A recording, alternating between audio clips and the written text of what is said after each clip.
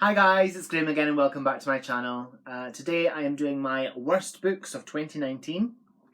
I'm recording this on the 27th of December, so I may have read some more that I didn't quite like, but for the time being, the 78 books that I read in 2019, I only disliked, how many? 1, 2, 3, 4, 5.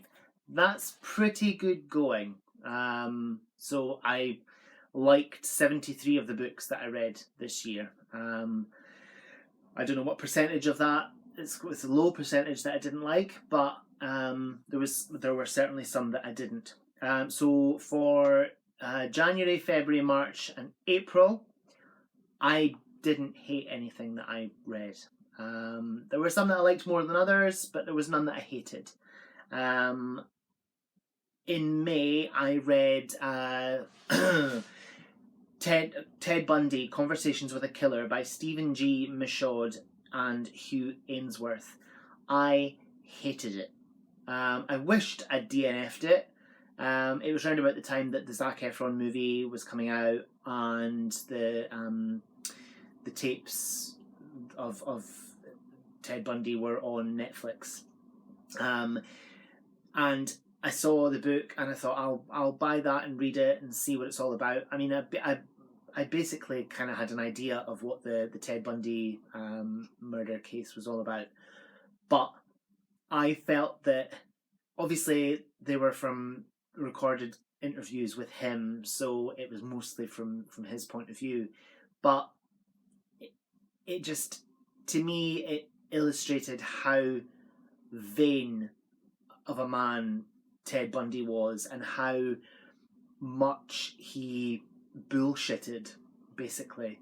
Saying one thing, then saying another,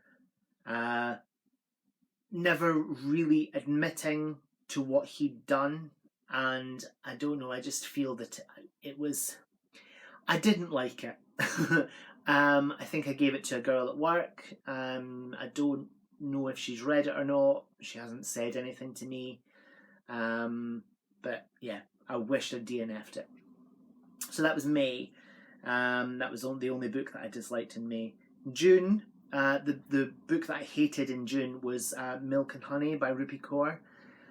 That was, I'm sorry, but I understood that it was going to be feminist poetry. It was trash, and I hated it. I hated it. It was rubbish, absolute rubbish, and I feel that it doesn't deserve the hype that it has been given. I hated it. I don't feel like I can say that enough. I really thoroughly disliked it, and I've seen a couple of other people say that it was the trashiest thing they'd ever read. Basically, I don't own the book still, so I can't hold it up.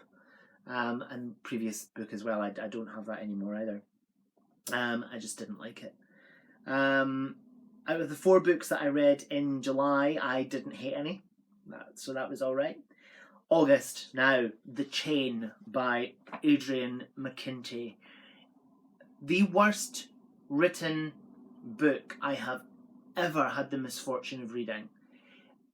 When I saw it in the shop and I read the synopsis, and I thought, wow, that sounds amazing. The Chain by Adrian McKinty has the most amazing sounding premise. So The Chain is it's a group of people who kidnap children, and they for you to get your child back, you have to then kidnap someone else's child.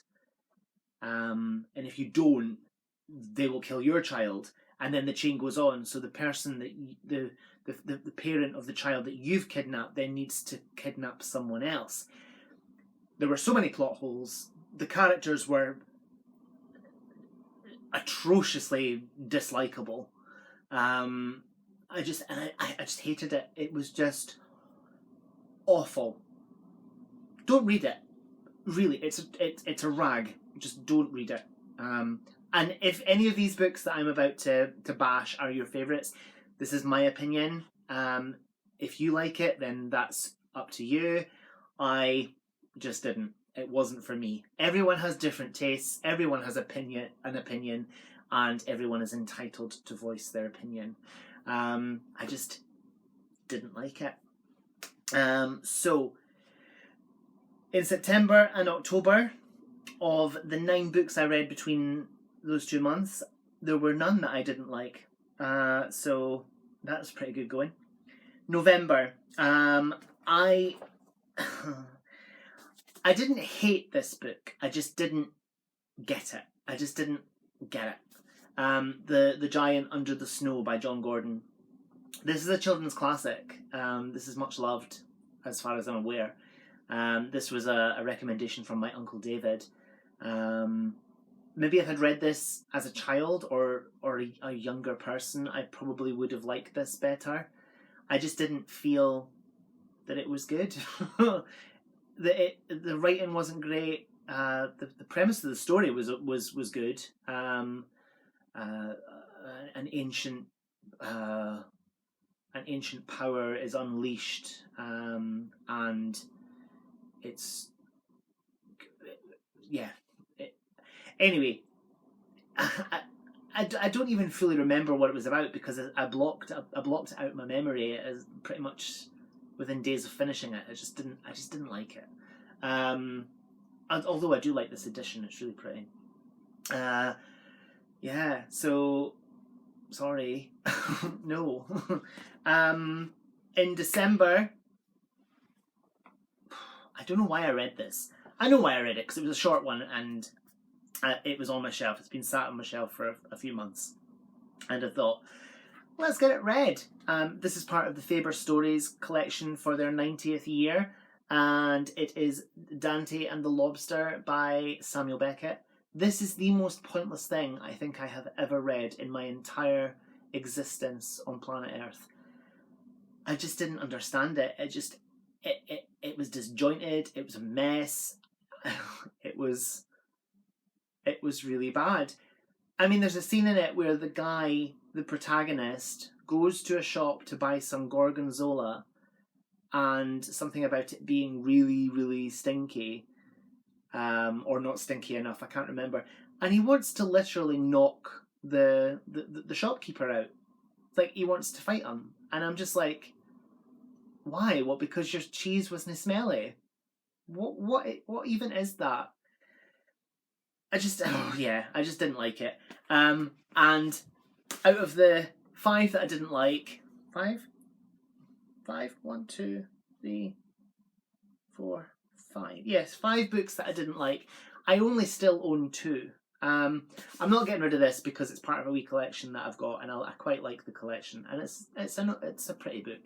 And my husband bought me this, so I'm going to keep these, even though I didn't like them. So let's hope 2020 is a bit better. Well, I mean, 2019 wasn't bad. I only disliked thoroughly 5 books that I read, and a couple of them I didn't thoroughly dislike them. They weren't as good as some of the other things I read. So yeah, this video's probably made absolutely 0 sense, but there it is. Thank you for watching. Whatever you're doing, I hope you have so much fun doing it. Whatever you're reading, I hope you love it. Stay fabulous, be amazing, be yourself, and I'll see you again soon for another video. Bye bye.